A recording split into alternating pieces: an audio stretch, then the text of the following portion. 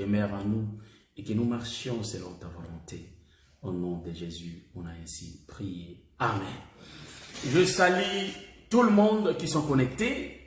Donc, si vous me saluez, ou soit vous saluez l'un de frères, ou soit l'une de sœurs, je ferai vos noms. Je veux aussi vous saluer. Voyez-vous que la salutation, ce n'est pas nous qui les commençons, il y a nos frères qui nous ont précédés. Donc, nos modèles, le pilier de l'évangile, quand nous disons les apôtres et les prophètes, ils saluent aussi le peuple. Voyez-vous, voilà pourquoi nous aussi aujourd'hui, nous ne manquons pas de nous saluer les uns les autres. Voilà, donc nous allons parler de la mort de Saül qui avait mis le peuple dans l'insécurité. Est-ce que c'est seulement cette partie qu'on va parler? On va aussi voir que la mort de Saül a fait de sorte que beaucoup de choses soient ouvertes pour les autres peuples. Vous voyez? Car nous disons que dans ces choses, l'ancienne alliance ne fait que se répéter. Vous voyez? Donc, par la grâce de Dieu, on va essayer un peu de partager l'agneau et voir un peu ce que le Seigneur nous réserve comme la révélation.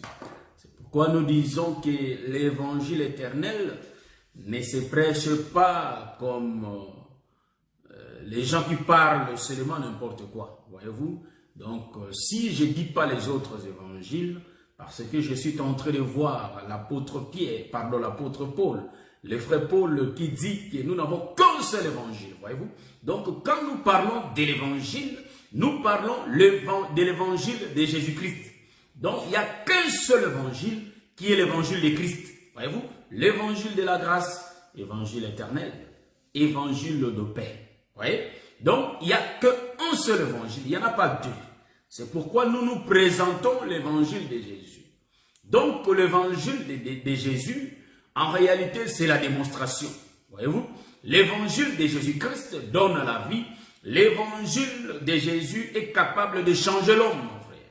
Quand bien que cet homme était assassin, s'il écoute cet évangile, le Seigneur Jésus-Christ fait son travail lui-même.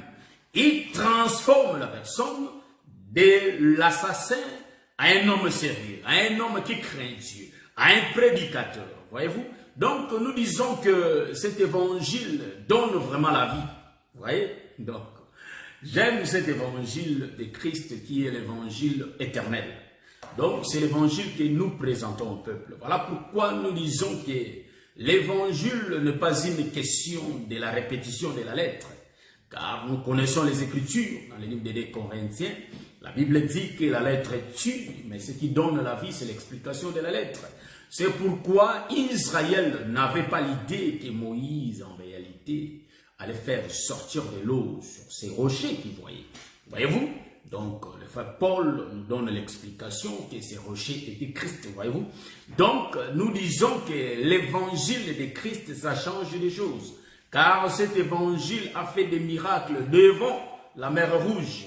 Ils n'avaient pas le moyen de traverser de l'autre côté. Ils étaient au bout. Frère, il y a le bien-aimé que nous aimons beaucoup, Pharaon, qui les poursuivait. Voyez? Donc, ils n'avaient rien à faire. Mais devant la mer Rouge, cet évangile a la capacité d'ouvrir le chemin pour que le peuple passe. C'est ainsi que nous disons que Moïse, c'est vraiment un ministre. Voyez-vous? Donc, car le ministère ne sert pas... Bien-aimé, le ministère ne sert pas à mettre seulement des lampes dans le chemin, dans des routes. Donc, quelqu'un a déjà tracé la route. Donc, on vient, on met seulement des lampes. Ouais, il faut goudronner cette route. Ça, ce n'est pas le ministère. Le ministère, c'est frayer le chemin. Là où personne n'en a parlé, nous, on parle. Là où personne n'en a dit, on fraye le chemin. Le ministère, c'est la forêt. C'est la forêt là où il n'y a pas de chemin, mais un ministre doit va tracer le chemin pour que le peuple passe, en réalité, traverse de l'autre côté. C'est ça Moïse. Il se tient. Il avait le ministère qui est le bâton et il a frappé le bâton qui est Christ lui-même. Voyez-vous? Donc, tout ministre a Christ dans lui. Voyez-vous? Or, c'est Christ qui fait les chemins. Ce n'est pas le ministre, frère. Donc, nous nous disons toujours que le ministère, ce n'est pas un homme. Les ministères, c'est le Seigneur Jésus-Christ lui-même met dans l'homme. Est-ce que vous voyez ça? C'est ainsi qu'on n'a pas besoin de s'enorgueillir. Non, ça ne sert à rien parce que nous, on ne fait rien, frère. Donc, il y a le Seigneur Jésus-Christ qui fait tout, met dans l'homme. Voyez? Donc, s'il faut rendre l'honneur et la gloire, c'est au Seigneur qu'on va rendre l'honneur et la gloire. Parce que c'est lui, Jésus, qui fait tout dans nous. Voyez-vous? C'est pourquoi vous allez remarquer, même si, donc, je vous ai déjà salué, les bien-aimés fils d'Aaron, mais je vous resalue. Donc, je vais dire que même pour voir ça, c'est que je suis en train de dire. Les ministres n'est rien. Voyez-vous? Donc, si nous disons que les ministres n'est rien, je le dis et je le répète, je n'ai pas peur d'être contredit. Voyez-vous? Je dis ce qui est vrai, je le dis et je le répète fortement. Je le dis que un ministre ne peut pas faire de l'orgueil concernant l'évangile, car l'évangile n'est pas l'évangile de l'homme. Est-ce que vous voyez? Je salue mon bien-aimé Père Serge Viocolo, que le Seigneur vous bénisse, mon bien-aimé fils d'Aaron. Car ces choses que nous sommes en train de parler, hein, voyez-vous, ces choses dont nous sommes en train de parler, frère, ça ne vient pas de nous. Je le dis clairement et je le répète. Un ministre ne peut pas faire de l'orgueil concernant ces choses de Dieu. Ça ne nous appartient pas. C'est pourquoi, pour bien voir ça, c'est lui-là qui était fort, l'homme fort qu'on lui voyait, l'homme qui faisait peur au peuple. Mais les jours où le Seigneur l'avait rejeté, il commençait à tourner partout. Voyez-vous, Saül va à gauche, Saül va à droite. Pourquoi? Parce que les ministères est retiré. Vous allez dire que notre Dieu ne serait pas président. Je suis en train d'expliquer, si le Seigneur rejette un ministre, vous allez voir, il n'aura pas la sécurité, il n'aura pas la paix. Pourquoi? Je salue mon bien-aimé papa Jimmy Cass. Que le Seigneur vous bénisse, mon bien-aimé Jimmy Cass. Donc, depuis Paris, hein, le bien-aimé Serge Viocolo, depuis Paris, Zélote, depuis Paris, l'homme de Dieu, Roland Kalonji. Que le Seigneur vous bénisse. Le bien-aimé nous donne l'écriture. Hein? 1 Corinthiens chapitre 4, le verset 7, que je vais lire avant de continuer de parler. Donc, je suis en train de parler des choses qui sont vraies, que nous ignorons, mais ce sont des choses vraies. Donc, je prends le livre de 1 Corinthiens chapitre 4, le verset 7. Je ne sais pas ce qu'il est écrit, je vais voir ça. Car qui est ce qui te distingue? Qu'as-tu que tu n'aies reçu? Et si tu l'as reçu, pourquoi te glorifies-tu comme si tu ne l'avais pas reçu? Voyez-vous?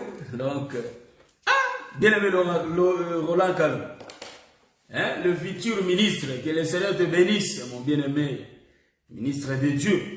Ouais, moi je dis toujours, mais l'accomplissement vient après. Frère, tu es un ministre, je l'ai dit, je l'écris. Je sais qu'il y aura l'accomplissement un jour. Car même si je ne suis pas en vie, mais je sais que cela se passera. Même si je suis en vie, je le vivrai. Si je ne le vis pas, mais cela se passera. Je le dis et je le répète au bien-aimé le bien-aimé Roland Kalonji, que le Seigneur vous bénisse. Merci pour l'écriture. Nous comprenons s'il y a des gens qui se glorifient à cause de cet évangile, nous comprenons qu'ils n'ont pas reçu la chose. Car le frère Paul le dit dans le livre de 1 Corinthiens chapitre 4, verset 7. Le bien-aimé Roland nous a aidés en nous donnant l'écriture. Voyez-vous? Donc, je disais des choses que je savais que c'est écrit, mais je ne savais pas où. Ouais, donc parfois, lui, quand il regarde, il sait que c'est ici. C'est ici. Il a cette grâce-là. Nous bénissons le Seigneur. Voyez-vous, bien-aimé Roland Kalonji. Donc, en réalité, un ministre n'est rien. Hein? Quand je dis n'est rien, ne comprenez pas en français. Je dis qu'il n'a pas la puissance, il n'a pas la force, même la parole là qu'il dit, c'est pas lui. En réalité, il est qu'un vase que le Seigneur utilise. Voyez-vous? Donc, un ministre, c'est un instrument. Donc, un instrument, si on le met là-bas, il faut quelqu'un... Je prends la harpe. C'est là. La harpe a tout le... C'est-à-dire, la harpe a tout le rythme. Mais en réalité, pour que le son de la harpe soit entendu, il faut que la main de Dieu, voyez-vous, il faut que Dieu vienne toucher. Donc, il faut l'artiste, la personne qui va toucher la harpe, qui va donner l'importance de la harpe. Donc nous disons qu'en réalité dans ces choses, c'est Jésus qui donne l'importance. Est-ce que vous voyez ça? C'est Jésus qui fait qu'un ministre parle. C'est ainsi que quand Saül a été rejeté, Saül savait que l'onction que j'avais ne plus en moi. C'est pourquoi il cherchait partout. Il savait que Dieu l'avait rejeté. C'est ainsi que je conseille à mes collègues, à mes frères, de marcher pieusement pour que le Seigneur ne nous rejette pas. Quand bien même que le Seigneur ne se répand pas de ses dons, mais nous allons remarquer que cette huile-là va manquer. C'est comme s'il y a du sel qui manque dans la nourriture. Les gens vont le constater, vont le remarquer. Donc, marchons pieusement, élevons Jésus dans nos vies, que Jésus soit en première position. Donc, il n'y a pas de l'orgueil dans ces choses. On ne peut pas, c'est-à-dire, on ne peut pas faire de l'orgueil dans ces choses parce que les véritables ministres, c'est le Seigneur Jésus-Christ. Nous ne sommes que des cons. Voilà pourquoi nous portons cet évangile au peuple. Rapidement, nous allons prendre l'écriture pour essayer un peu de voir notre thème. Donc, la mort de Saül donne la vie, c'est-à-dire en réalité, met le peuple en insécurité. Dans l'insécurité, quand nous disons que, frère, si Saül n'était pas mort, en réalité, le peuple n'allait pas être sauvé. Nous prenons 1 Samuel, nous sommes dans le livre de 1 Samuel, chapitre 31, verset 6 à 9.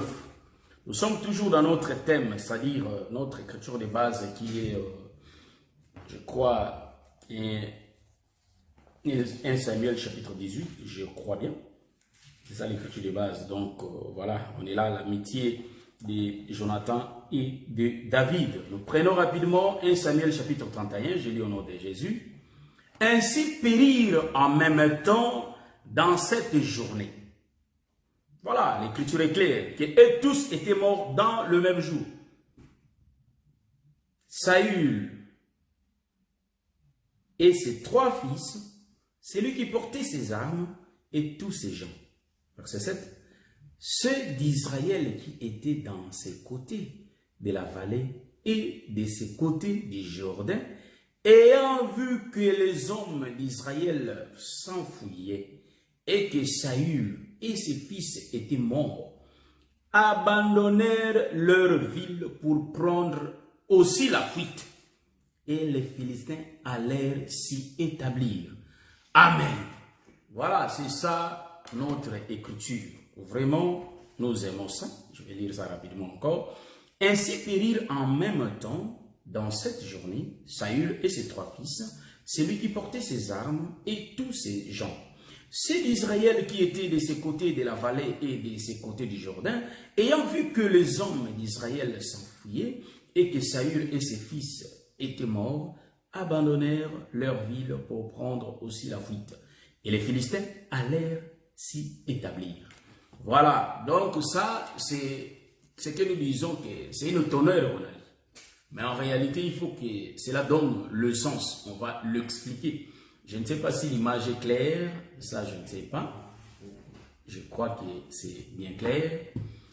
Donc, ce que nous sommes en train d'expliquer ici, mes frères, mes sœurs, en réalité, c'est la mort. Nous parlons de la mort, voyez-vous. Ainsi que notre frère nous a déjà dit beaucoup de choses avant de commencer notre live par sa chanson. Donc, nous parlons de la mort, voyez-vous, de la mort de Saül. Or, la mort de Saül met le peuple en insécurité. Donc, Saül était la tête du corps. En réalité, si la tête ne fonctionne pas, donc le corps aussi ne peut pas bien fonctionner parce que la tête a un problème. Voyez? Or, la tête d'Israël, voilà, que le Seigneur vous bénisse, mon bien-aimé Peter Moukwa. Donc, moi ici, je vois noir, c'est pourquoi j'ai demandé si l'image est bien. Voilà. Donc, ici, vous allez remarquer, frères, mes soeurs, que quand la tête a un problème, tout le corps va avoir un problème.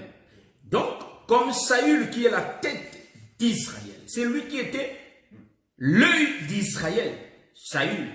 Quand il est mort, Saül n'était pas mort seul, mais il était mort avec ses 3 fils. Malkishoa, bon, quand on dit dans d'autres, on dit Malkishoa, ainsi que son fils Jonathan et Abinadab, ils étaient morts avec leur père Saül.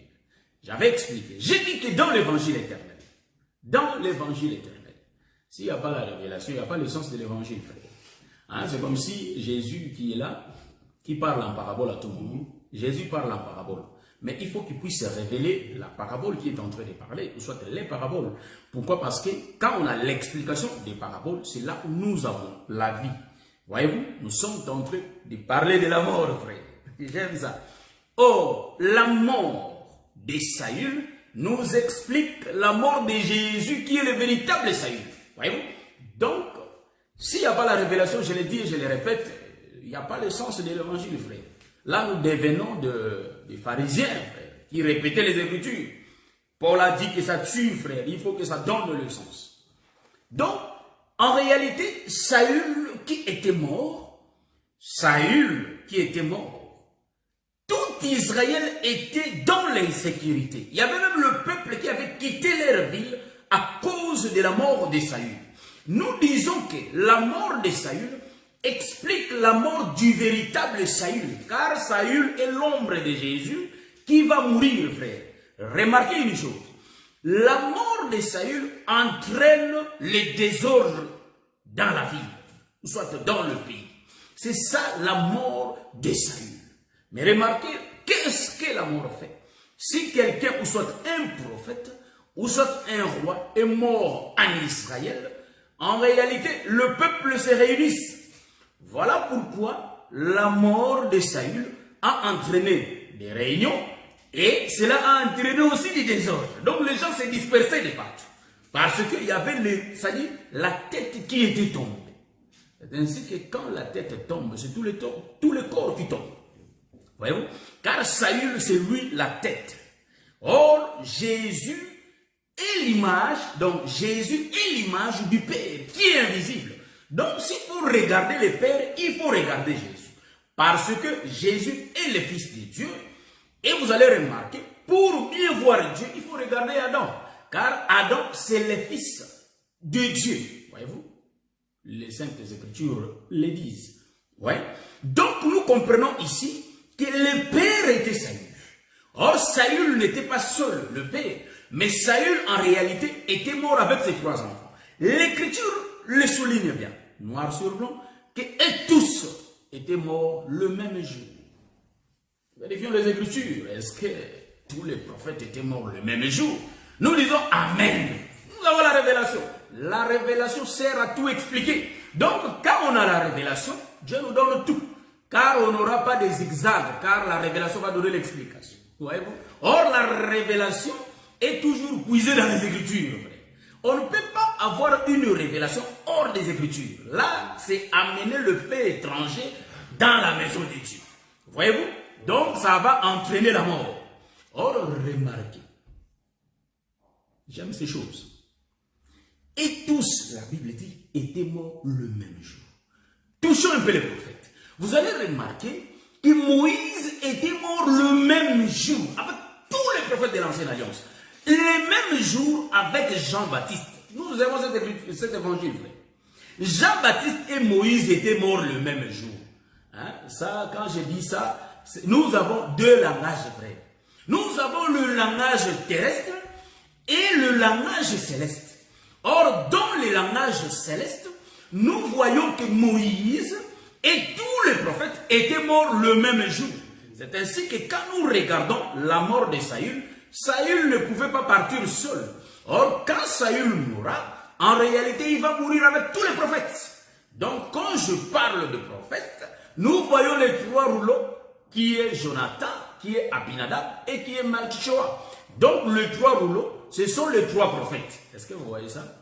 Donc, je crois que Dieu nous parle tantôt d'une manière, tantôt d'une autre. Vous allez me demander, quels sont ces 3 prophètes, frère? Quels sont ces 3 prophètes? Hein? Donc, ils sont 3 frères. Ils sont 3. Je vois 3 prophètes. Vous allez dire qu'il y a 12 prophètes. Nous disons Amen. Frère, voyons un peu l'autoroute que nous sommes en train de prendre. Donc, nous disons que... Je salue mon docteur Adelanda et que le Seigneur vous bénisse. Tout le monde, je vous ai déjà salué. Tout le monde. Comme si j'avais oublié mon bien-aimé Guy Stone. Mais sinon, tout le monde, je vous ai déjà salué. Que le Seigneur vous bénisse. Donc, en réalité, nous voyons qu'il y avait les 3 prophètes qui étaient morts avec lui. Or, les 3 prophètes, je l'ai dit que tous les prophètes de l'Ancienne Alliance se regroupent aux 3 prophètes. Ouais. Donc, nous voyons en réalité dans les 3 prophètes, hein, nous voyons les 3 prophètes. Ça, j'aime ça parce que j'ai l'explication. J'aime ça, c'est pourquoi je vais passer du temps, j'ai l'explication. Donc, les 3 prophètes, en réalité, ils sont morts le même jour. Dans le langage céleste, Moïse et tous les prophètes de l'Ancienne Alliance, même la mort de Jean-Baptiste, était le même jour avec Moïse. Voyez-vous? Ils sont morts le même jour. Vous allez demander, oui. Pourquoi ils sont morts le même jour? Parce que la Bible ne peut pas se contredire. Isaïe le dit bien, que les Écritures ne peuvent pas se contredire, car l'Esprit de Dieu l'a ordonné. Donc l'ordination, c'est-à-dire l'ordre de l'Écriture, en réalité c'est Dieu qui l'a fait. Or Dieu c'est un Dieu juste, qui voit des choses que nous ne pouvons pas voir. Est-ce que vous voyez ça? C'est ainsi que nous disons que les 3 prophètes sont tombés. En d'autres termes, nous disons, et Saül et les 3 prophètes. Donc, quand je parle des 3 prophètes, j'ai bien dit que c'est la loi, le psaume et le prophète, mais j'ai dit que c'est les 3 prophètes que je retrouve sur la montagne, voyez-vous? Donc là, je vois Élie, Jésus et vous voyez, je vois Élie, je vois Moïse, et je suis en train de voir Jésus. Les 3 prophètes qui sont tombés le même jour. Vous allez me demander, comment toi tu dis que Jésus était là dans l'Ancienne Alliance? Je change de langage pour dire que les mouvements que nous avions vus dans la Nouvelle Alliance, en réalité, c'était les mouvements qui étaient déjà passés au temps de Samuel. Pourquoi je le dis? Parce qu'ils étaient à tout. Remarquez, pourquoi je le dis? Tous les prophètes de l'Ancienne Alliance, Jésus était au milieu d'eux. C'est l'homme du milieu. Donc nous voyons Élie et Moïse et nous voyons Jésus au milieu d'eux. Vous allez me dire que, alors, ils sont Jonathan, c'est Jonathan, c'est Abinadab et c'est Malchishua. Alors, qui est Jésus? Ça, je ne donne pas de détails. Comme le docteur Odilon fait, je ferme. Ça, j'aime ça quand il dit je ferme. Bon, voilà. Donc, nous disons ceci, qu'il y a les 3 prophètes, Jésus, il y a Abinadab et il y a qui? Il y a Malchishua. Donc, Jonathan. Et quand je vais retourner pour dire quoi? Je suis en train de dire qu'en réalité, Moïse est l'ombre de Christ. Donc, entre les 2 prophètes, nous voyons Moïse. Je suis en train de rentrer encore. Donc, les 3 fils de Saül, qui étaient tombés le même jour avec Saül, je suis en train de voir. Parce qu'ils étaient ensemble. Saül était à part. Donc, Saül était mort le dernier, mais c'était le même jour. Remarquez. Donc, ils sont 3 fils. Je suis en train d'expliquer les 3 fils. Je descends un peu ma voix. Je suis tranquille, je suis calme. Donc, en réalité, ici, nous allons voir. Les 3 représentent Moïse et les 2 prophètes. Moïse et les 2 prophètes. Pourquoi je l'ai dit? Parce que je suis en train de voir Moïse, quand il priait, c'est même fatigué, mais il était soutenu par les 2 prophètes. En d'autres termes, il a été soutenu par les 2 prophètes que je suis en train de dire qu'ils étaient là, qui soutenaient Moïse. Voyez-vous? Donc, en réalité, ils étaient au nombre de 3 sur la montagne. Pendant que Israël faisait la guerre, Moïse était là, le main levé. Mais le main levé, en réalité, ne pouvait pas rester comme ça. Je vais expliquer ça. Or, Moïse qui soulève ses mains, le 2 mains, c'est les 2 prophètes frères. Et Moïse, c'est l'ombre de Dieu, c'est l'ombre du Père. Donc, ils étaient à 3. Ils étaient à 3. Tombés à 3. Tombés à 3. Et je vais vous expliquer pourquoi ils vont mourir. Ils vont mourir. Or, la mort explique que le premier temps est en train de finir pour commencer l'autre temps. Je suis en train de venir. Or, vous allez remarquer, l'écriture ne se contredit pas. Donc, quand nous disons que Moïse et les autres prophètes étaient morts le même jour, parce que nous n'avons qu'un seul jour. Les jours est un homme qu'on appelle Jésus. Donc, Jésus, c'est un seul jour.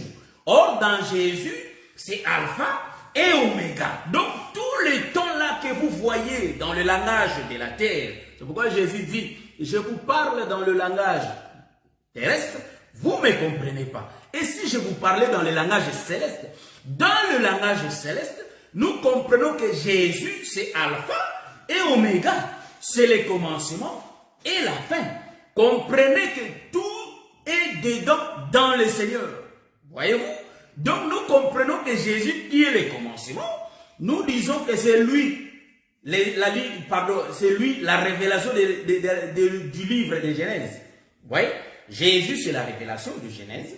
Et Jésus, c'est la révélation de l'Apocalypse. Donc, en réalité, tout le temps-là, c'est dans un seul jour. Or, Jésus, c'est lui qui est le jour. Voyez-vous? C'est ainsi que l'Écriture dit. Ils étaient tous morts le même jour. Nous disons que tous les prophètes, à commencer par le prophète Adam, jusqu'au prophète Jean-Baptiste, le même jour. Même Jésus lui-même était mort le même jour. C'est ainsi que je suis en train de prendre d'abord les 3 prophètes dont je suis en train d'expliquer et je vais prendre Saül. Est-ce que vous voyez ça? Donc Saül était mort le 4e. Donc celui qui était mort le 4e, en réalité c'est le Seigneur Jésus-Christ. Je rentre dans le livre pour l'expliquer. Nous voyons, nous avons les 3 rouleaux donnés aux Juifs. En réalité c'était la loi, les psaumes et les prophètes. Ce sont les 3 fils de Saül. Et la nouvelle alliance donne encore un rouleau, que nous appelons le Nouveau Testament. Donc le rouleau que la nouvelle alliance donne, nous comprenons que c'est Jésus. Est-ce que vous voyez? Est-ce que Jésus... Les 3 livres-là, c'est ce qui parlait de Jésus, c'est expliquer Jésus. Et quand Jésus vient, c'est la nouvelle alliance. Donc c'est lui sur la terre. Est-ce que vous voyez ça? L'homme qu'on a tant prophétisé par les 3 prophètes, en réalité, se révèle maintenant au 4e livre. Il était sur la terre, en train d'accomplir ce qui était écrit par la loi, par les prophètes et par les psaumes. Il était le 4e. Donc ici, nous voyons que l'homme dont nous sommes en train de parler, ici, en réalité, c'est qui? C'est Saül, frère, qui va mourir au soir. Car les 3 étaient morts le matin, et celui qui a été mort le soir, c'était Saül. Mais tout se passe, c'est-à-dire tout se passe dans un seul jour, dans le jour. Or, tout se passe dans le corps qu'on appelle Jésus. Jésus, c'est lui le jour. Le véritable homme qu'on appelle le jour, c'est lui Jésus. On a été enseigné par des docteurs. Beaucoup de gens nous ont enseigné. Jésus s'appelle le jour. Est-ce que vous voyez? Dans Jésus, il y a le matin et il y a le soir. Or, Jésus, c'est l'image de Dieu. Dieu s'appelle le jour. Voyez-vous? Tout était passé dans le même jour. Remarquez, donc, 3 mourir le matin. Et il y a un qui meurt le soir. Donc Saül, c'est le dernier qui meurt le soir. Mais la mort de Saül et de ses 3 fils a entraîné les désordres dans la ville, dans le pays. Ça, c'est l'écriture que nous sommes en train de lire ici. C'est d'Israël qui était de ces côtés de la vallée et de ces côtés du Jourdain, ayant vu que les hommes d'Israël s'enfuyaient et que Saül et ses fils étaient morts, abandonnèrent leur ville pour prendre aussi la fuite. Voyez-vous? Ce qui avait entraîné la fuite, c'était quoi? C'était la mort de Saül et de ses fils. Donc, en réalité, nous comprenons que les choses se passent en Israël. Est-ce que vous voyez ça? Donc, Saül étant israélite, les ennemis, leurs ennemis étaient qui? C'était les Philistins. Mais remarquez une chose. Nous disons que les ennemis des enfants de Dieu, c'est des pagans, des païens. Ce sont nos ennemis, frères. Car quand ils viennent vers nous, ils sont là pour nous exciter, pour qu'on aille chez eux. Dans l'autre camp, en d'autres termes, tous les ennemis, tous les païens sont représentés. Quand je dis les païens, les gens qui ne sont pas prédestinés. Parce qu'aujourd'hui, la personne peut être encore dans le monde, mais il est peut-être la brebis qui va venir après. Voyez-vous? Dans la bergerie. Mais moi, je suis en train de parler de gens qui ne vont pas hériter le royaume. Qui sont des livrets. Donc, c'est ce que je suis en train de parler. Donc, en réalité, le camp de l'ennemi, c'est le diable. C'est le camp du diable. C'est ainsi que quand le diable s'approchait du jardin, il était parti pour donner la mort. Car lui donne la mort. Je rentre dans notre enseignement. J'ai expliqué, je répète, que les 3 prophètes-là, je vis Jésus avec les 2 prophètes.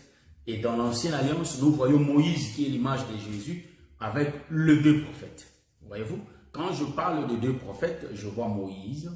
En réalité, je suis en train de voir tous les prophètes de l'Ancienne Alliance de l'autre côté et tous les prophètes et tous les ministres de la nouvelle alliance de l'autre côté. C'est pourquoi j'ai dit et les deux prophètes. C'est ainsi que nous disons que si nous appelons le serviteur de Dieu, ceux qui ont servi le Seigneur dans la nouvelle alliance, on dit les apôtres. Donc, les apôtres et les prophètes. Voyez-vous, c'est ça la précision.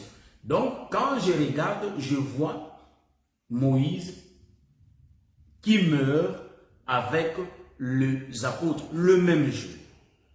Et quand je vois Jésus, il était mort le même jour. Vous allez me demander, me dire, parce que quand je suis en train d'expliquer les deux prophètes, je suis en train d'utiliser à la loi et au témoignage. Est-ce que vous voyez? À la loi et au témoignage. Je vois les deux prophètes à la loi et au témoignage. Ils sont tous là, les apôtres et les prophètes. Ils sont tous là. Je vois Moïse. Pourquoi je vois Moïse? Après avoir vu Moïse, je vais voir aussi Christ. Pourquoi? Parce que Christ, c'est lui qui est le fondement, mais à la loi et au témoignage. Pourquoi Moïse? Parce que, je le répète, parce que Moïse, c'est lui l'image de Jésus. Vous voyez? Donc Moïse a opéré le matin. C'est l'ombre de Jésus qui opère le soir. C'est ainsi que je ne fais pas la différence entre Moïse et Jésus, car l'homme et son ombre, c'est la même personne. Jésus et Moïse, c'est la même personne. Je l'ai dit et je le répète, sans avoir peur d'être contredit. Jésus et Moïse, c'est la même personne. Moïse a agi le matin et Jésus va agir le soir. C'est ainsi que vous allez voir. Est-ce qu'on a vu le corps de Moïse? On n'a pas vu le corps de Moïse. Jésus et Moïse, c'est la même personne.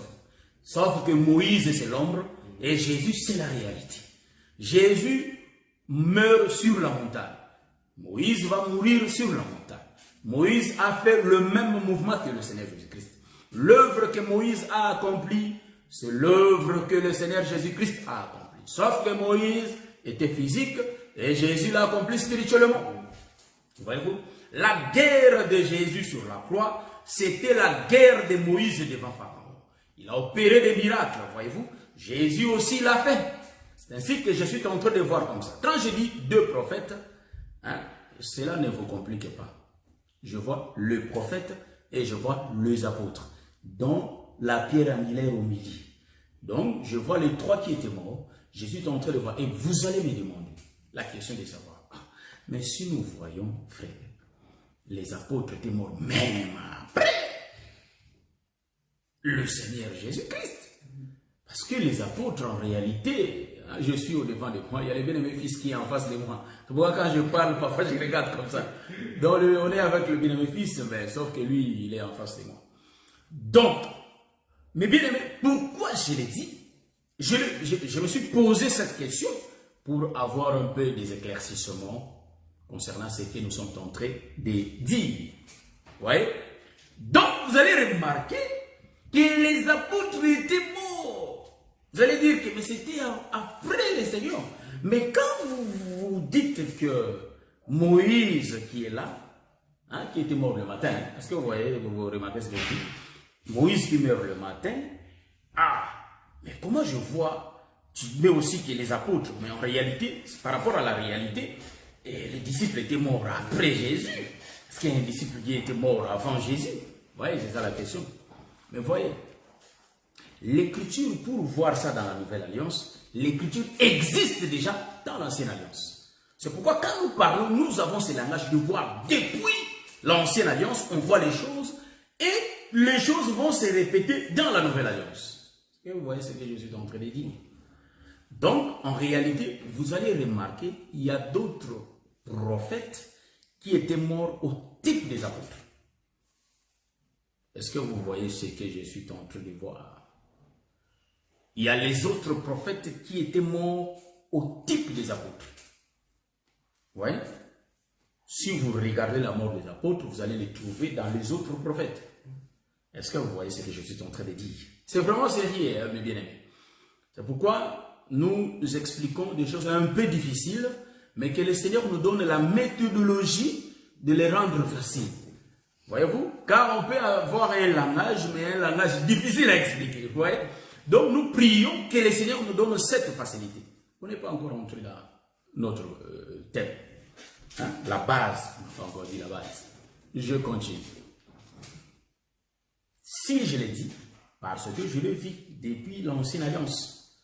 Ça existe dans la Nouvelle Alliance. Parce que la Nouvelle Alliance, c'est la réalité. Mais on a déjà l'ombre qui dit tout. Ce n'est pas l'exactitude de la chose. Est-ce que vous voyez ça? C'est ainsi que nous disons, vous faites très attention. Quand on parle de l'ombre et de la réalité. Vous voyez, les autres ministres, quand ils lisent dans l'Ancienne Alliance, il veut que quand il va interpréter, dans la Nouvelle Alliance, ce soit aussi I. Non, ce n'est pas ça. Là, nous prions que le Seigneur continue à ouvrir ses serviteurs les yeux pour que nous puissions voir. Nous allons voir quoi. Le frère Paul nous dit dans le livre des Hébreux chapitre 10, ce n'est pas l'exacte représentation, frère. Mais c'est ça la chose. Est-ce que vous voyez ça? Le corps est en Christ. Mais si tu regardes le corps, en réalité, ce n'est pas l'exacte représentation 1 sur 1. Si c'était comme ça, les théologiens allaient déjà tout interpréter. Si c'était 1 sur 1, nous disons, les théologiens qui nous ont donné, Dieu utilise chaque peuple dans ses manières. Dieu il a utilisé les théologiens, ils ont bien arrangé ce livre. Voyez-vous, pour que nous ayons la facilité. Dieu utilise ces hommes. Voyez? Et maintenant ici, si l'ancienne alliance et la réalité étaient l'exactitude des choses 1 sur 1, comme les autres le croient, en réalité, les théologiens allaient déjà tout expliquer. Mais le Seigneur l'a caché. C'est ainsi que Jésus prie même. Il dit, merci Seigneur, parce que tu as caché ces choses aux sages et aux intelligents, mais tu l'as révélé à ses enfants. Donc nous comprenons que pour avoir la révélation des Écritures, il faut toucher les enfants. Il faut chercher les enfants. C'est eux qui ont la révélation. Or, les enfants, c'est les apôtres, frère, qui avaient la révélation de la chose. Les pharisiens lisaient les Écritures. Ils sont nés même les Écritures. Mais ils n'avaient pas l'explication. Parce que ce n'est pas 1 sur 1. C'est difficile pour que les pharisiens sachent que les Écritures parlaient de Jésus. Est-ce que vous voyez ce que je suis en train de voir, de dire? Parce qu'eux, ils sondaient les Écritures.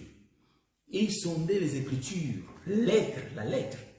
Mais il y a les Écritures qui s'approchaient vers eux. Véritable Écriture, c'est le corps de Jésus, frère. La véritable Écriture, c'est Jésus. Quand on regarde Jésus, on voit la véritable Écriture. Pas écrit de la main d'une personne. Comme Jésus parlait au prophète, le prophète écrivait dans le rouleau. Maintenant, Dieu lui-même a façonné l'Écriture, frère.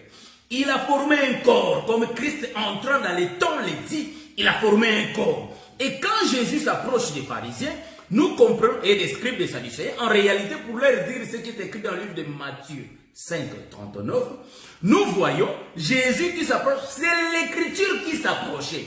Quand ils regardaient Jésus, ils n'avaient pas l'explication. Mais quand Jésus va ouvrir sa bouche, donc nous comprenons, Jésus qui ouvre la bouche, c'est Dieu dans le livre d'Ésaïe, chapitre 55, 11. Quand il ouvre, c'est la pluie qui va tomber. Voyez-vous? Donc quand Jésus ouvre sa bouche pour parler aux pharisiens, pour leur dire, les choses que vous êtes en train de lire, ça parle de moi. Et leur problème était quoi? Maintenant, c'est de regarder cet homme, ça parle de lui. Voyez? Ils ont eu l'explication que ce que vous fouillez là, en réalité, tout ce qui est écrit là, ça rend témoignage de moi. Alors, eux, ils ont eu l'explication que les Écritures parlent de Jésus. Voyez-vous? Donc, en réalité, il faut qu'ils tournent seulement vers cet homme. C'est ainsi que je vous dis, mon bien-aimé, tournons vers cet homme qui est le Seigneur Jésus-Christ. Enlevons à nous des futilités, enlevons à nous la mauvaise marche. Marchons pieusement, faisons bien la course, car les Écritures rendent témoignage de cet homme qu'on appelle Jésus. Accrochons-nous à lui, car c'est lui qui est le véritable, voyez-vous, et qui donne la vie éternelle. Nous rentrons dans les Écritures. Ils étaient morts le même jour. Donc nous voyons que les trois étaient morts le matin. Si nous voyons l'autre œil, les trois, la loi, les psaumes et les prophètes. En d'autres termes, c'est tous les prophètes qui meurent le matin. Même Jean-Baptiste était mort le même jour que Moïse. Pourquoi je l'ai dit? J'ai expliqué que les jours, c'est le Seigneur Jésus-Christ. Même Jésus était mort le même jour que Moïse. Sauf que Jésus était mort le soir, mais Moïse était mort le matin. C'est ainsi que les trois qui tombent là, nous les voyons sur la montagne là, quand ils s'entretenaient, frères. Voyez-vous? Voilà. Donc, en réalité, nous allons remarquer que Saül va mourir le soir. Maintenant, quand Saül meurt le soir, nous comprenons que la ville doit être cédée. Est-ce que vous voyez ce que je suis en train de dire? C'est ainsi que nous disons, frère. Cet homme de Saül dont je suis en train de parler, il connaissait le chemin, il connaissait la vie. C'est ainsi que même quand Saül parlait, il voyait déjà David qui devrait venir le roi. Il disait que je sais que tu deviendras roi. Voyez-vous? Donc en réalité, cet homme de Saül qui parlait à David, Saül n'est rien d'autre que l'ombre du Seigneur Jésus-Christ sur la terre, qui parlait à David, je sais que tu viendras. Qui va venir après Saül? C'est David. Donc il dit que je sais que tu viendras. Saül est en train de prophétiser la venue de David. David, ici, si nous prenons David, pour que, en réalité, le pays soit en insécurité, il faut que Saül meure d'abord. Remarquez, si Saül meurt, il y aura l'insécurité au milieu du peuple. Nous avons lu dans l'Ancienne Alliance. Tout le peuple est fouillé, car leur abri était qui? Était Saül. Les rois qui leur protégeaient, c'était Saül.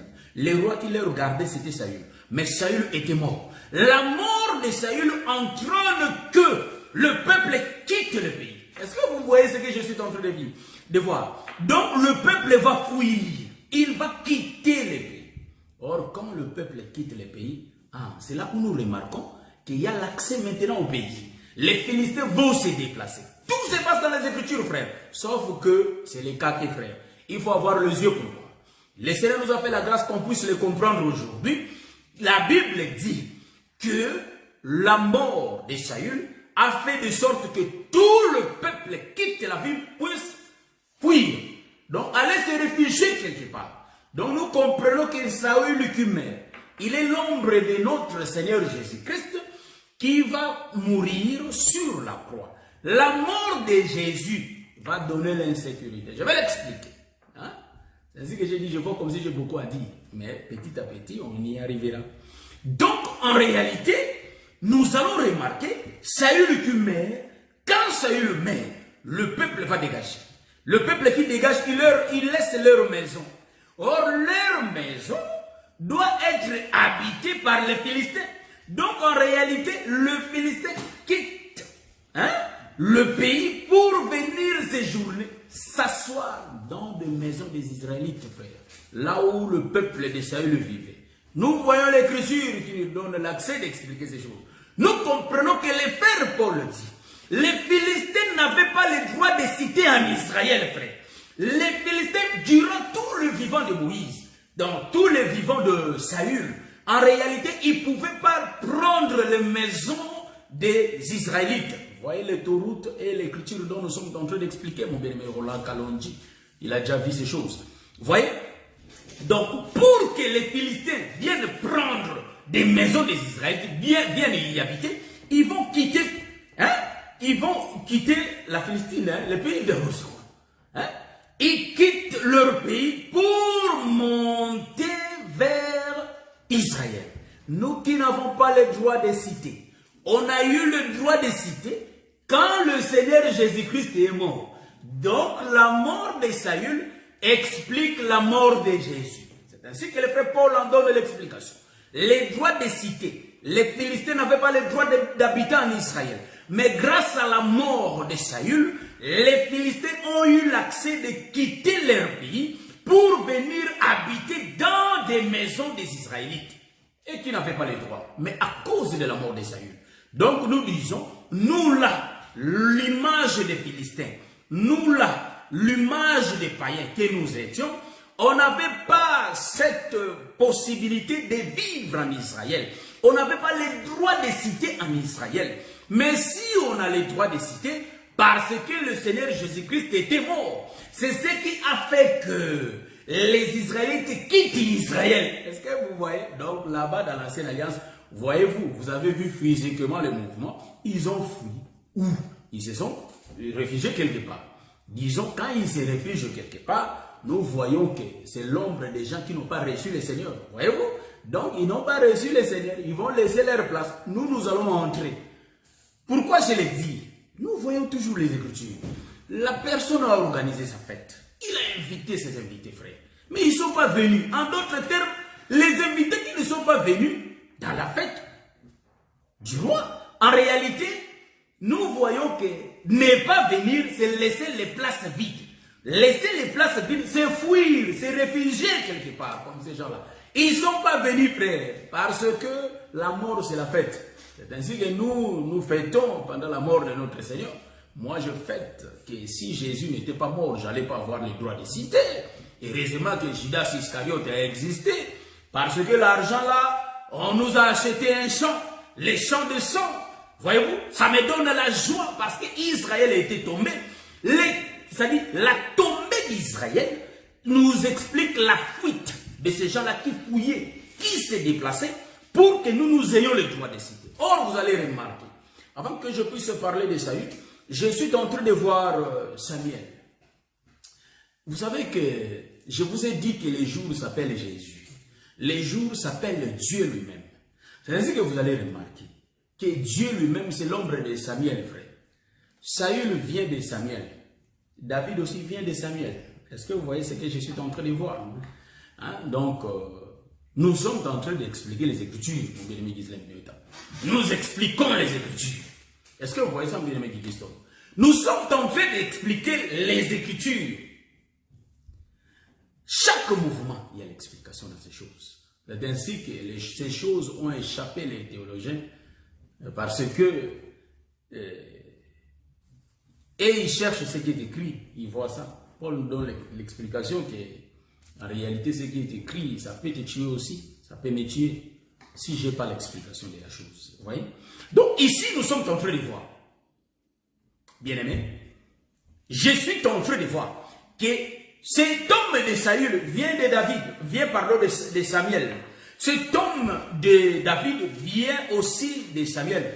Sauf que, vous allez remarquer, pendant que Saül a été rejeté, Daniel était triste, voyez-vous, de voir Moïse tomber. Voyez-vous, ça c'est la chair, frère. Samuel était triste de voir Saül qui est rejeté. Le rejet de Saül, vous allez remarquer que le rejet de Saül va faire de sorte que David vienne. Voyez-vous? Or, le rejet de Saül, frère, c'est la mort de Saül, frère. Donc, la mort de Saül va faire de sorte que David vienne. Qui est cet homme de David? Je tourne un peu l'autoroute. Nous aimons tourner nos autoroutes pour essayer de donner l'explication. Voyez-vous? Si nous tournons, prendre un peu le sens de l'autre autoroute, je vais expliquer ça. Nous voyons Samuel. Samuel est l'ombre du Père, l'ombre de Dieu lui-même, qui a des bras, qui a le bras droit et le bras gauche. Voyez-vous? Donc en réalité, nous disons que Saül, c'est le bras droit et David, c'est le bras gauche. Je le répète, Dieu a des bras. Il a le bras droit et il a le bras gauche. Son bras droit explique Saül. Son bras gauche explique David. Je tourne encore. Pour dire quoi? Samuel, il est l'ombre du Père. C'est lui qui oint Saül en premier. C'est ainsi que quand Samuel est en train de oindre Saül, nous voyons Dieu qui est en train de parler à Moïse dans les buissons ardents. C'est là où il est en train de oindre en réalité Moïse pour lui envoyer une mission. Nous allons remarquer une chose. Dieu faisait lui-même le travail. Dieu faisait lui-même le travail. C'est ainsi que Samuel, en réalité, il était Dieu en Israël. Samuel était le roi et le sacrificateur. Quand ils ont rejeté Samuel, en réalité, nous comprenons qu'ils avaient rejeté Dieu lui-même. Dieu l'a dit. Ils t'ont pas rejeté, ils m'ont rejeté parce que c'est Dieu qui gouvernait. Mais remarquez une chose. Il faut que le bras droit de Dieu descende. Or que le bras droit de Dieu, en réalité, c'était qui? C'était bien Moïse qui était descendu. Or, ici, vous allez comprendre, quand Samuel va oindre Saül, pourquoi Saül? Parce que Saül doit dominer, comme les autres peuples. Voyez-vous, car le peuple regardait déjà, nous aussi nous voulons un roi comme. C'est ainsi que bien aimé, il faut que nous évitons de nous comparer, frère. La comparaison, je l'ai dit que c'est pas bon la chose. Il ne faut jamais aimer ces choses, car nos pères ont péri à cause de cela. Nous aussi, nous voulons les rois comme eux. Voyez-vous? Comme eux, ils ont des rois, nous aussi, nous voulons des rois. Non, frère. Nous marchons selon la volonté de Dieu. Dieu a fait des choses comme nous. Dieu a organisé des choses comme lui il veut que nous soyons. Mais il ne faut pas que nous commencions à se comparer avec les autres peuples. Car nous sommes les élus. Le peuple mis à part. Nous sommes un peuple élu de Dieu. Le peuple mis à part, frère. On ne peut pas se comparer avec les gens qui n'ont pas Dieu. Si eux ils font comme ça c'est leur pays, c'est leur monde. Mais nous avons notre monde, le monde de saints, frère. Le monde de saints, il y a la piété, il y a la justice là où nous marchons. Est-ce que vous voyez? C'est ainsi que nous disons. Que Dieu faisait d'abord lui-même, frère. Dieu faisait lui-même parce qu'il était le Dieu d'Abraham, le Dieu d'Isaac, le Dieu de Jacob, voyez-vous. Mais après, il faut que ce peuple séjourne en Égypte. Donc là, il faut que Dieu envoie son bras. Pourquoi? Parce que en Égypte, il y avait un roi. Il y a Pharaon qui leur dirigeait. Voyez-vous? Mais Israël aussi. Quand Israël disait ça au temps des Samuel, Israël a déjà fait un acte mais sans les avoir. En d'autres termes, Moïse était déjà leur roi. Moïse leur conduisait. Parce que la Bible dit que Moïse était roi en Israël. Voyez-vous? Hein, je crois que l'écriture là, est-ce que le bien-aimé Roland Jésus il est là? Moïse était roi, frère. Noir sur blanc, Moïse était roi. Donc en réalité, le roi Moïse, c'est ainsi que vous allez remarquer, Jésus aussi était roi. Donc nous voyons ça, nous voyons Jésus qui est David, l'ombre, je dis bien l'ombre. Pas un certain. En réalité, Saül, il représente Moïse. Moïse était roi, Saül était roi. Je l'ai déjà dit dans mes lives, je crois, ceux qui m'ont suivi m'ont déjà entendu ça. Jésus aussi, le roi des Juifs. Ils ont dit que tu l'as dit. Est-ce que tu l'as dit? Donc, en d'autres termes, Jésus aussi, quand il va commencer à parler, mon royaume n'est pas de ce monde. Donc, Jésus était roi. Sauf que Jésus, roi spirituel, voyez-vous, pas dans la chair. Mais quand nous sommes en train d'expliquer les choses spirituelles, nous voyons des choses pour expliquer les choses de l'esprit. Voyez-vous? Donc, nous voyons ici, Saül sort de Samuel, David sort de Samuel. Donc, tout sort de lui, frère. Pourquoi je l'ai dit? Donc, en réalité, je vais expliquer une chose. Dans l'autoroute que j'ai pris, j'ai expliqué les 3 enfants étaient l'homme de prophète qui était mort. Après, Saül qui meurt le soir. Et ils étaient morts le matin. Saül va mourir le soir. La mort de Saül va entraîner que le peuple soit en insécurité. Le mouvement, si nous voulons le voir, vous allez me dire, ah, docteur, mais quand Jésus était mort, il n'y avait rien qui était passé, frère. Hein? Vous allez remarquer que les enfants de Dieu étaient là et tout. Mais c'est bien après qu'il y a eu la persécution. Mais là, il y avait déjà la présence du Saint-Esprit. Ça, nous allons prendre aussi notre autoroute pour expliquer ces choses. C'est clair dans l'ancienne alliance, frère. Hein? Quand je vais tourner l'autoroute, je vais prendre maintenant David. La mort de David, frère. Parce que nous sommes en train de parler de la mort. Mais ça va venir, je crois, dans l'épisode qui vient. Donc ça, nous allons tourner aussi pour expliquer le mouvement-là, le Saint-Esprit, quand il va venir.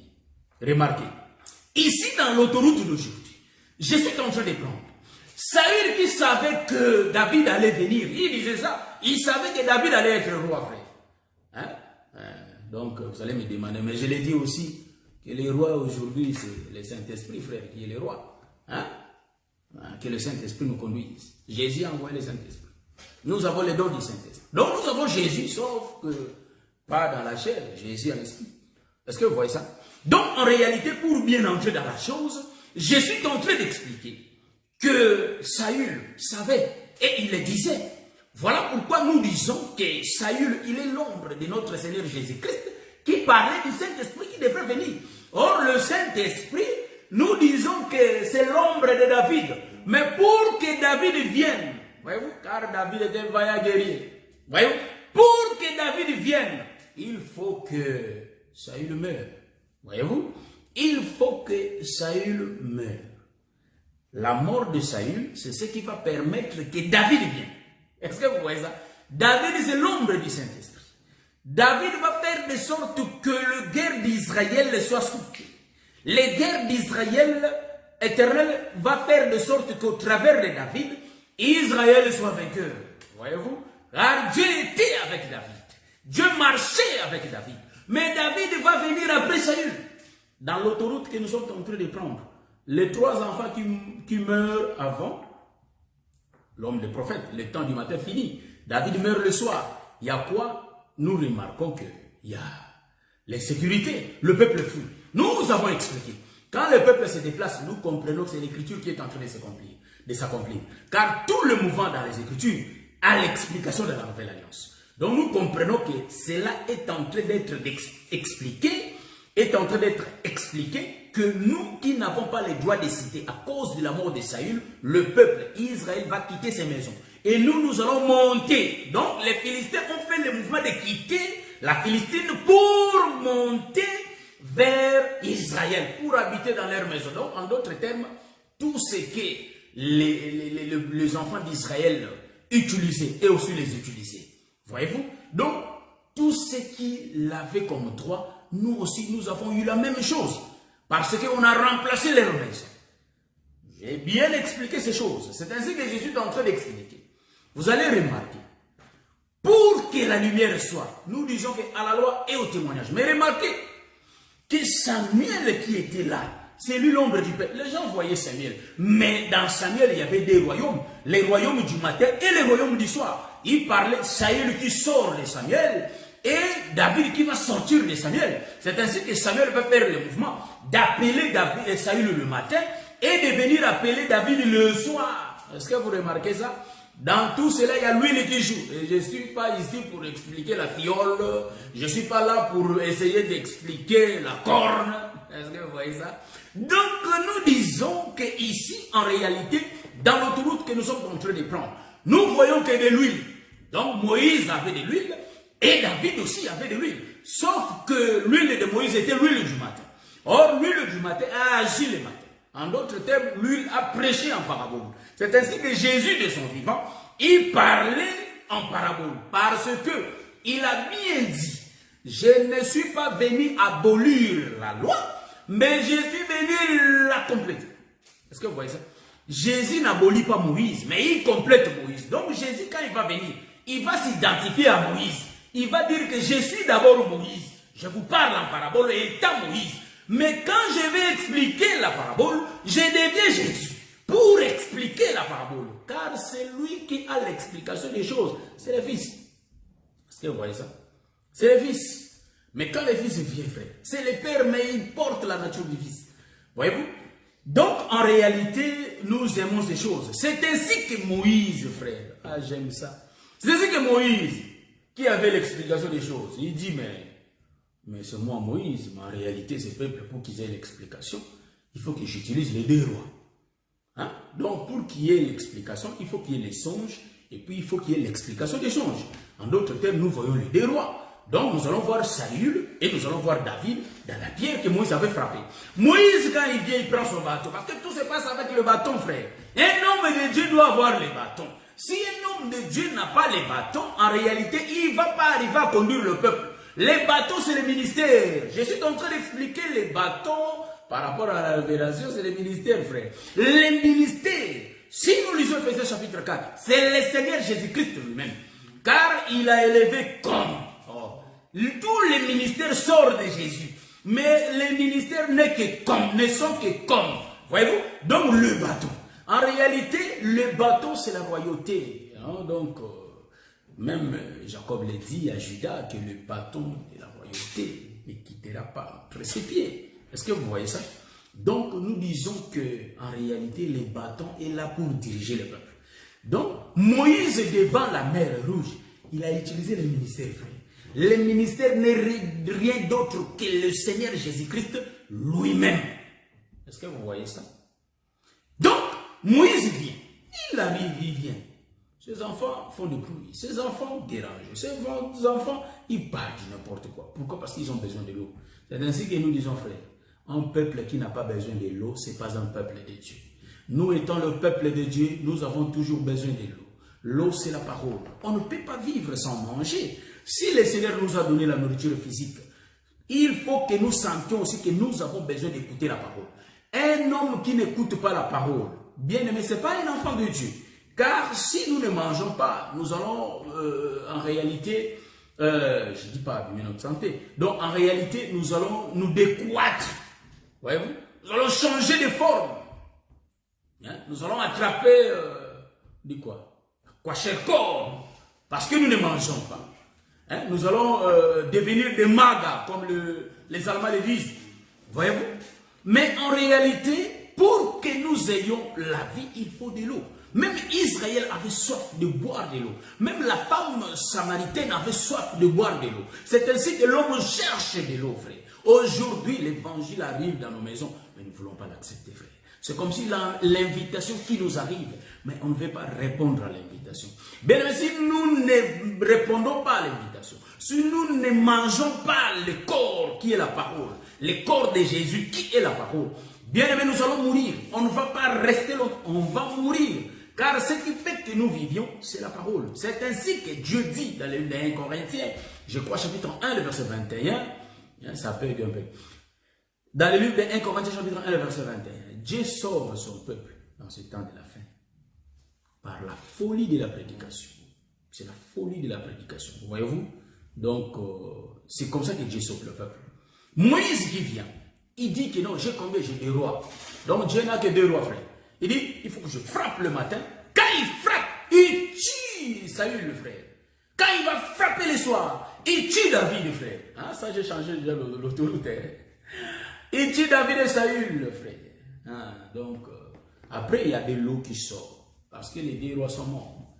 Voyez-vous? Pour que... Hein, bon, nous allons changer. Car depuis que j'ai commencé à donner les thèmes, j'ai invité le peuple que... On va parler sur le déchirement de la royauté d'Abraham jusqu'au jour où on ne l'a pas parlé. On va le parler. Donc, en réalité, nous voyons que, si nous prenons l'autre autoroute, nous voyons que la mort de Saül, la mort de David, c'est ce qui entraîne que les rois de paix viennent, qui est Salomon, le roi de paix. Durant tout le temps que Salomon était au pouvoir étant le roi, frère, il y avait la paix, il n'y avait pas de guerre. Voyez-vous? Donc, nous voyons que Salomon, il est l'ombre du Saint-Esprit qui donne la paix au peuple. Voyez-vous? Donc, Salomon, c'est lui, nous disons que l'homme qui donne la paix, c'est lui, le roi de paix.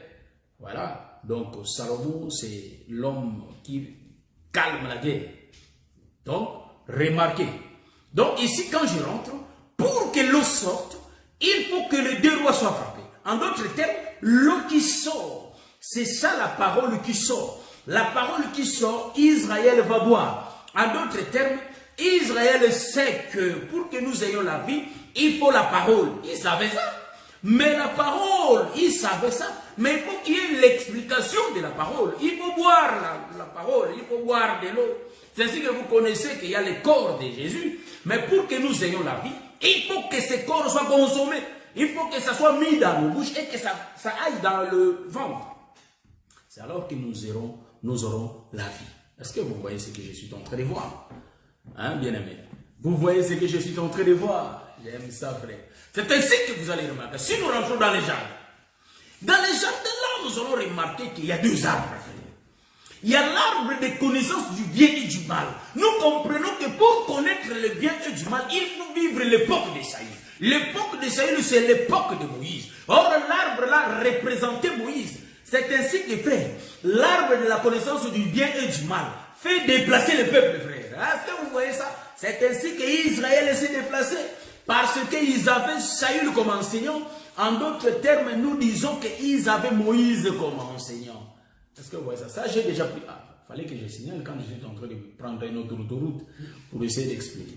Donc ici, j'ai tourné. J'ai déjà tourné pour dire quoi? Pour essayer un peu de voir que dans les jardins, il y avait 2 arbres. Hein, parce que je suis en train d'expliquer les 2 rois. Il y avait 2 arbres. Donc 2 rois. Il y avait Saül et il y avait David. Je suis dans les jardins. Maintenant, les 2 arbres que Dieu a placés dans les jardins. Mais il n'y avait qu'un seul arbre, hein, mais 2 faces. Bon, partons d'abord qu'il y avait 2 arbres. Le milieu ne peut pas avoir 2 arbres, frère. Les docteurs de l'art, là, les gens décortiqués, là, déjà prêché. Ceux qui l'ont suivi, je crois, ils savent ça. En réalité, nous voyons 2 arbres. Mais comprenez mon langage pour que nous ayons la compréhension. 2 arbres. L'arbre de la connaissance du bien et du mal. Alors, qu'est-ce que Paul dit? S'il n'y avait pas la loi, je n'allais pas connaître qu'il y a la transgression. C'est à cause de la loi. C'est là où j'ai vraiment l'idée que ça, c'est un péché. Ça. La loi, non, c'est l'arbre. Qui donne la loi? Jean l'a dit. Donc, c'est bien. Et Moïse, la loi a été donnée par Moïse. Donc, l'arbre là, c'est Moïse. Qu'est-ce que Moïse va faire? Le ministère de Moïse, c'est faire déplacer le peuple. En d'autres termes, les chasser. En réalité, de la présence de Dieu. Voyez-vous? C'est ça le ministère de Moïse. Donc Moïse, en réalité, la loi, ils vont tomber, frère. Ils vont tomber et ils seront chassés du jardin. En réalité, c'est la loi qui éloigne le peuple de la présence de Dieu. Mais attention, ils ont préservé l'arbre de vie. Il y avait la présence de l'arbre de vie. Or, l'arbre de vie qui était là, en réalité, l'arbre ne pouvait pas être ôté, frère. L'arbre restait là parce qu'il y a un peuple qui va venir à manger le fruit. Est-ce que vous voyez ce que je suis en train de dire? L'arbre était resté là. Mais il y avait des rois. Voyez-vous, il y a les rois du matin et les rois du soir. Il y a l'arbre du matin et l'arbre du soir. Donc, l'arbre de la connaissance du bien et du mal, c'est Moïse qui est le roi du matin. Mais l'arbre de la connaissance, pardon, l'arbre de vie, c'est le Seigneur Jésus-Christ qui est le soir. C'est ainsi que vous allez remarquer que Dieu, en réalité, va faire le mouvement. Je rentre un peu aussi dans la création. Dans la création, qu'est-ce que vous allez remarquer? Il y a toujours deux. C'est ainsi qu'il faut faire très attention. Il y en a qui deux, l'homme et la femme. Il y en a qui deux. Remarquez. Dieu au commencement. Quand il va créer, vous allez remarquer que Dieu qui crée. Mais je n'ai pas vu là où les ténèbres ont été créées. Est-ce que vous voyez ça? Dieu créa les ténèbres. Le premier jour, Dieu va créer les ténèbres. Après dire que la lumière soit. Non, ça on n'a pas vu. Les ténèbres, on n'a pas vu. Mais les ténèbres ont été créées dans la création invisible. Parce que nous avons deux créations. La création visible et la création invisible. C'est ainsi qu'aujourd'hui même. Est-ce que qui connaît les jours de la création du vent? Qui a créé les vents? Est-ce que les vents se voient? Qui a créé les vents? Les vents. Et le vent qui souffle. On ne sait d'où il vient, d'où il part. Mais le vent a été créé. Mais quand tu dis, lui, la création, il n'y a pas la création du vent. Il n'y a pas la création du ténèbre. Nous disons ceci. Voyez-vous que les ténèbres, quand il y a les ténèbres, les gens ne peuvent pas voir. C'est Moïse et les ténèbres, frère. Hein? Est-ce que vous bien à l'autoroute? Vous me voyez bien dans l'autoroute que je suis en train de prendre. Donc, le ténèbre, c'est Moïse, frère. Hein? Moïse, c'est les ténèbres. Moïse a fait conduire le peuple qui est dans les ténèbres. Je vois la nuée. Dans la nuée, il y avait l'autre côté qui éclairait les enfants d'Israël et l'autre côté n'éclairait pas. Donc, ça donnait le ténèbre du côté de quoi des Égyptiens. Je vais l'expliquer encore aujourd'hui. Mais l'explication d'aujourd'hui, on n'a pas l'habitude de l'entendre. Mais moi, je vais lier ça avec le ténèbre. Remarquez, en réalité, nous disons que c'est Dieu lui-même qui est les ténèbres et c'est Dieu lui-même qui est la lumière. Quand il prend la position du ténèbre, nous comprenons qu'il donne la loi. Or, dans la loi, les hommes ne peuvent pas voir la vie. Dans les ténèbres, on ne sait pas voir, frère. Or, quand on voit et on vit. C'est ainsi qu'Israël, pour être sauvé, il faut qu'il voie. Donc, Moïse, quand il va élever le serpent de Ré, en réalité, il faut que le peuple regarde et voie les serpents. Voyez-vous? S'ils voient les serpents, ils ont la vie. Donc, remarquez, nos yeux vont voir Jésus pour que nous ayons la vie. En d'autres termes, nous allons dire ceci. Dieu se représente étant les ténèbres pour tuer le peuple, pour donner la mort. C'est ainsi que quand les lieux se tenaient là-haut, en réalité, Israël était séparé de deux camps. Donc nous comprenons que dans la justice de Dieu, Dieu l'a voulu ainsi qu'il y ait deux camps. Donc Dieu a mis les ténèbres là-bas au camp des Égyptiens pour que les Égyptiens ne soient pas sauvés. Donc en réalité, c'est ainsi que jusqu'aujourd'hui, nous avons des Égyptiens spirituels, frères. Même si tu lui prêches cet évangile, il ne va pas accepter ça. Donc nous comprenons que c'est la nuée qui donne les ténèbres aux côtés des Égyptiens. Donc la personne c'est un Égyptien. Est-ce que vous comprenez ce que je suis en train de dire? Si nous rentrons dans la création, c'est là où vous allez voir qu'il y avait des ténèbres. Mais la lumière va sortir au milieu des ténèbres. La lumière sort. J'explique à Akab. Akab, il donnait des sacrifices. En réalité, il n'était pas sacrificateur. Donc l'autel a été renversé. Mais il faut que Dieu rebâtisse l'autel. Pour que Dieu puisse rebâtir l'autel, en réalité, il va envoyer son serviteur. Donc, en d'autres termes, les temps là que Akab était en train de les agresser, c'était Moïse qui tuait le peuple, frère. Il n'y avait pas la vie. Donc, Moïse tuait le peuple. Mais il y a la lumière qui sort du ténèbre. Donc, la lumière apparaît. Et la lumière fuit. En d'autres termes, il y a Élie qui apparaît. C'est Élie la lumière. Donc, il y avait d'abord Moïse qui tuait le peuple. Et il vient celui qui va rebâtir l'autel, qui va donner la vie. Est-ce que je me fais comprendre? Je me demande si je me fais comprendre. Bien, mon langage n'est pas clair. Bien-aimé Roland, je crois qu'il y a la compréhension. Hein? Donc, voilà. Donc, ici, vous allez remarquer que, j'ai expliqué, je crois, Israël, Égypte, c'est le peuple qui ne va pas être sauvé, frère. Donc, vous allez remarquer, même si tu lui présentes l'évangile, il ne va pas croire à l'évangile. Il va dire l'évangile, là, est compliqué, il faut l'évangile, là, des complications, là. Non, j'ai l'écriture, je vais lire l'écriture, frère. Nous disons que nous tous qui comprenons cet évangile, nous sommes un peuple mis à part, car nous sommes un peuple intelligent, frère. Là, donc, un peuple, les sons n'héritera pas les royaumes. Donc, explique, bon, excusez mon langage, mais c'est pas moi, c'est les Écritures.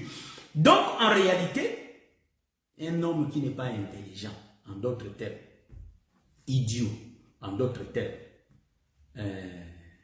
sot, hein, en d'autres termes, ça m'a m'embêter. Bon, je veux dire que l'homme qui n'est pas intelligent, Dieu ne peut pas lui donner la connaissance. Pour que le Seigneur te donne la connaissance, il faut que tu sois intelligent. Donc, un peuple élu de Dieu, c'est un peuple intelligent, frère. Je prends le livre de Daniel, le chapitre 2, le verset 21. Daniel, le chapitre 2, le verset 21. Je prends l'écriture. Daniel 2, je suis en train d'expliquer le peuple intelligent. Bon, les frères Daniel vont nous aider. Daniel, le chapitre 2, c'est où l'écriture? Donc, ici, quand on parle de Dieu, c'était Daniel qui parlait au roi. Je crois que c'était bien le roi Nebuchadnezzar. Hein? Dans d'autres versions, Nabucodonosor. Mais c'est le roi qui Daniel parlait. Je lis l'écriture. C'est lui qui change. Celui-là, c'est Dieu. Hein? C'est Dieu, c'est le Père, le Dieu créateur. La Bible dit, c'est lui qui change les temps et les circonstances.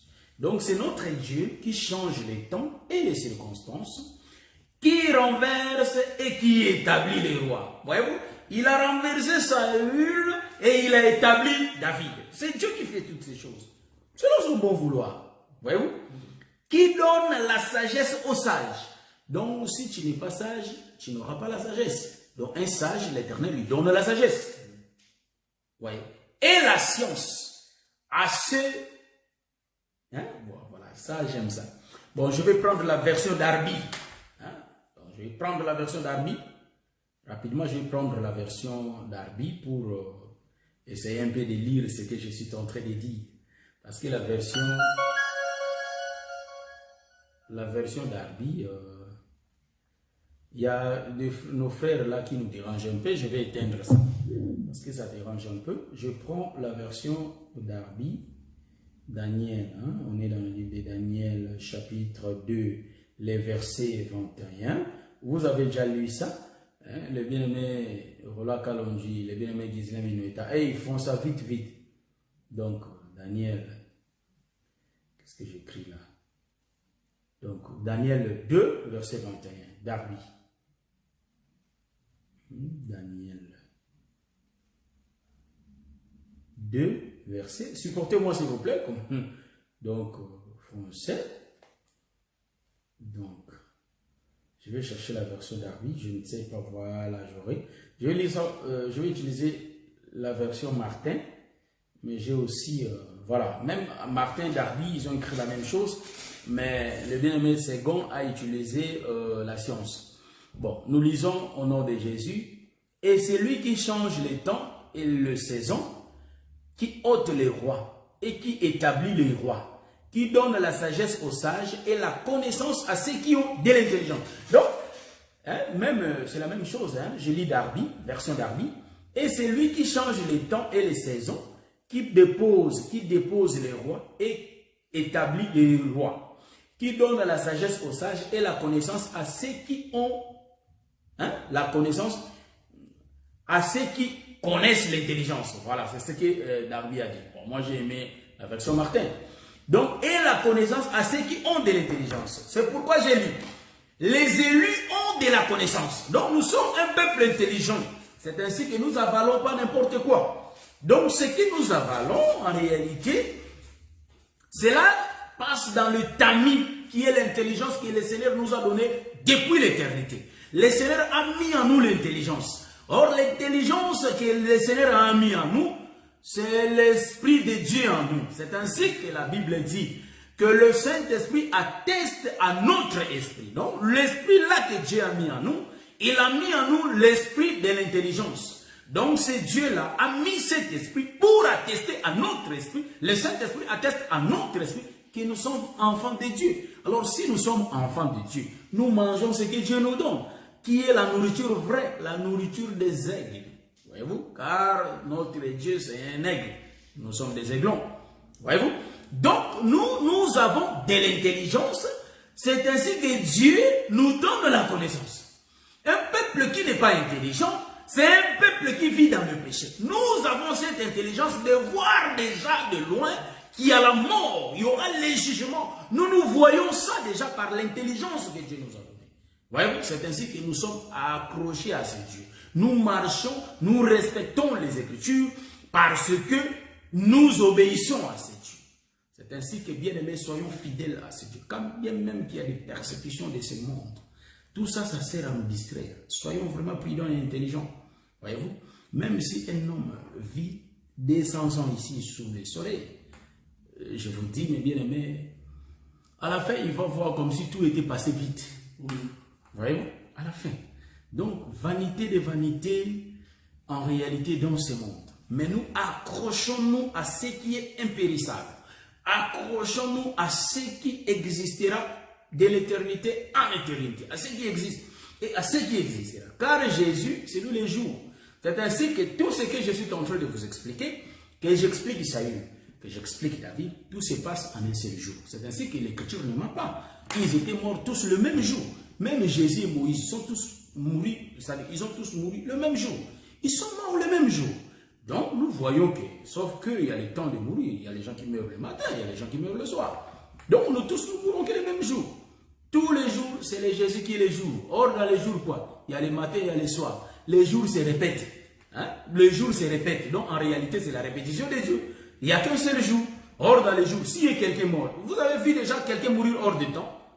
Quelqu'un qui meurt hors de temps. Selon la comptabilité des hommes de la terre, lui était mort en 1900. C'est le jour, le même jour, frère, du l'an 0, jusqu'à ce que Jésus va venir. C'est le même jour. C'est lui qui est le jour. C'est Jésus qui engloutit tout, qui englobe tout. Tout est dans lui. Est-ce que vous voyez ça? Donc, je veux dire que Jésus, c'est le grand poisson, en réalité, qui va gober, qui va avaler Jonas. Donc, tous les Jonas là, c'est dans lui. Lui, c'est le grand poisson. Voyez-vous? Donc, vous voyez que nous connaissons la révélation. Vous voyez que Dieu, c'est un bon homme qui aime manger les hommes. Donc, Dieu aime manger les hommes, frère. Parce qu'on lui a donné des animaux, il n'a pas voulu. Il a voulu manger un homme. C'est ainsi qu'on jeta des valises. Dieu ne se calmait pas. Il était toujours dans sa colère. Pour que la colère de Dieu finisse, il faut que Dieu mange un homme. Est-ce que vous voyez ça? Là, pourquoi les derniers hommes à manger, c'était bien... J'aime ça, Jonas. Vous voyez, Jonas était le dernier homme que Dieu avait mangé. Et puis Dieu se calme. Or, le véritable Jonas, c'est le Seigneur Jésus-Christ.